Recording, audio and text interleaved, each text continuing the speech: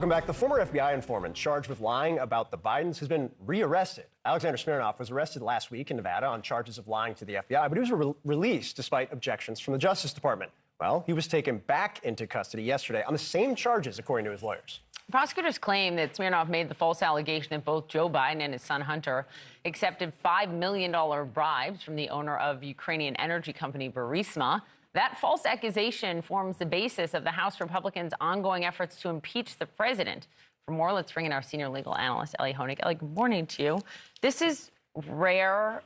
I'm not sure if it's unprecedented, but super rare to go and rearrest when a court has already said, no, DOJ, you can't keep him. Here's how unprecedented it is, Poppy. I've never seen it happen this way. And I just asked John Miller, who's seen everything. I said, have you ever seen this? He said, no, he hasn't. So here's the deal.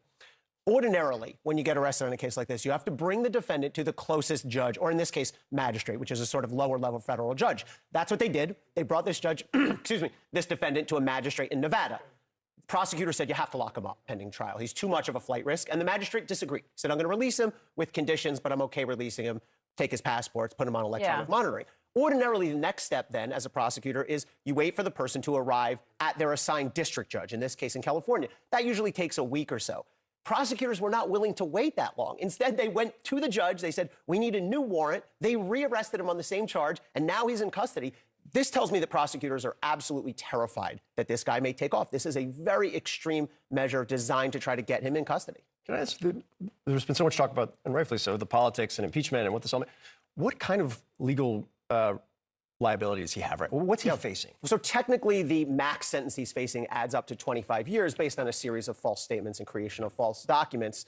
But nobody gets anything near 20, 25 years. But this is very serious. I mean, look, it happens sometimes. I'm not making an excuse. I mean, it's a reality of life that confidential informants like this guy go off the rails. It's the FBI's responsibility to try to make sure that doesn't happen. But when it happens, you have to make a decision. Are we charging this guy? And the fact that they're charging this guy shows me that they believe, A, he lied, B, in a clear, provable way, and C, about an event of enormous consequence. Can I ask you about some of the Republicans that are skeptical of this arrest, of this indictment, all of it? This is Republican Congressman William Timmons. Here's what he said.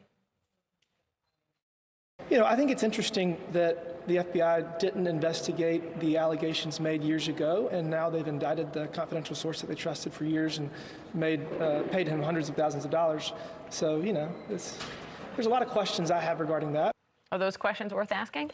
There are questions worth asking about how the FBI got burned so badly, for sure. But, I mean, the allegations are pretty clear-cut. They'll have to prove them in court now. But if you look at the documents around the case, it's clear that this guy lied to the FBI about, he said he was in meetings with people at times and places when he could not have possibly been in meetings with those people. They disproved what he said by looking at documentary evidence. But yes, it's a black eye for the FBI. Again, it happens, but it's an embarrassment. And especially when you have a high profile, not high profile, but a CI who's giving you very high profile information like this, you have to be extra careful. So I do think it's fair to ask the FBI, how did you let this go so far off the rails? The former president's legal team had several filings last night related to the classified documents case. One of them, I think at least one of them, citing federal immunity, which is also another case that people are paying attention to right now. What did you make of this? So this is the sort of ordinary time when the defendant would file motions. A lot of these are motions that were expected. The immunity motion, I share your sort of quizzical approach to this. Like, how could he be immune in the documents case? Because the documents case, if you look in the indictment, that starts at 12:01 p.m. on January 20th, 2021, because it's not a crime for Donald Trump to have those documents until he leaves office. So how could he possibly be immune for crimes that happened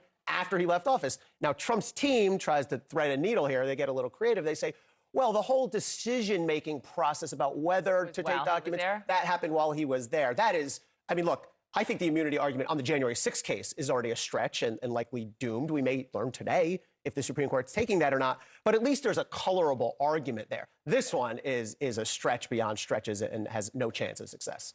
Elie Honig, thank you, friend. Thanks, guys. We appreciate it.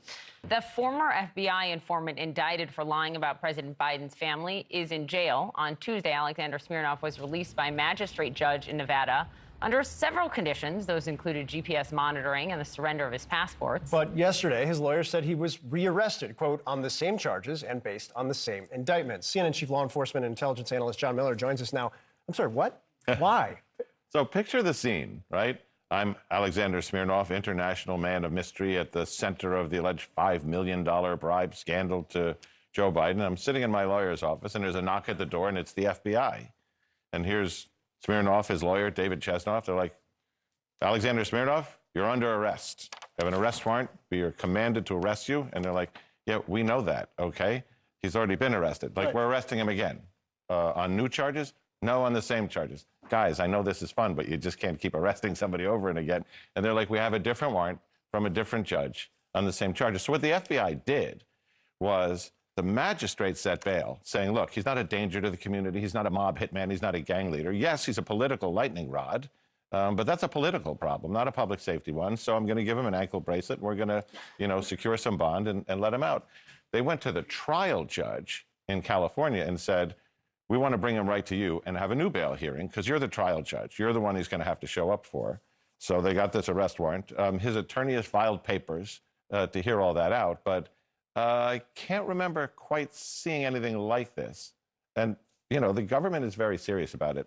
In their original application, these words are, there is no set of conditions or combination of conditions that can reasonably assure the return of Alexander Smirnov to court.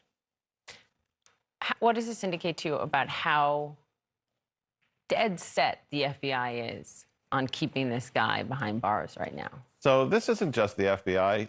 It is, but it's also the special counsel, who we should remind people is a Republican-appointed prosecutor who became the special counsel on the Biden case, who are worried that a guy who's sitting on $6 million in his accounts, $3 million in his wife's accounts, with an Israeli passport and a U.S. passport, and contacts high up in the Russian intelligence services could flee the United States, end up resettled with the KGB or the GRU in Russia, and become a propaganda tool where he starts repeating the same lies that he was just arrested for the FBI. So it's complicated, but the judge's point is, yeah, complicated, scandalous, but is it really dangerous?